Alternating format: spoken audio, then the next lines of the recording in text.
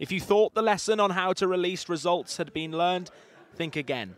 On the eve of getting their grades tonight, hundreds of thousands of BTEC students in England awaiting their GCSE equivalent qualifications have been told that won't be happening as planned after the exam board pulled them to regrade them.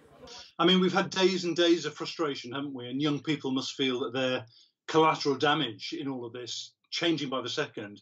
So for something like 200,000 young people who are expecting to come in, get their BTEC results tomorrow, to be told they're not ready, is going to be a source of huge frustration for them, and it's simply going to delay where they go next. Neve will be getting her GCSE grades tomorrow.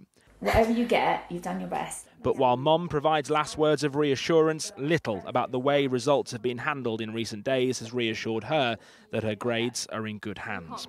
A lot of my friends, we haven't been able to sleep some nights, just been worrying about it, because it's a lot of hard work. You know, you spend 3 years revising, working towards these things, and I hope for A-levels I actually do get to sit my A-levels.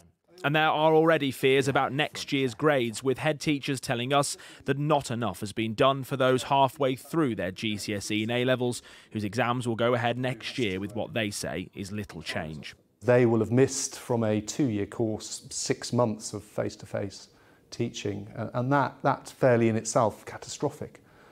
There have been some adjustments following consultation with the examinations. For example, geography doesn't do field work. However, on their own, that is by no means sufficient. After apologising for his handling of this year's results, the Education Secretary is under pressure to avoid a repeat. The National Education Union writing to him today to urge changes to next year's exams. We think that the course content, the amount that pupils have to learn, should be slimmed down. And that there should be a greater element of choice in the questions. At the moment, many of the papers are very rigid, and there just isn't enough learning time to cover the whole of the syllabus. In response, the Department for Education said that changes to exams was down to Ofqual, who've published a consultation to ensure fairness. That consultation states that the length and format of exams will remain the same.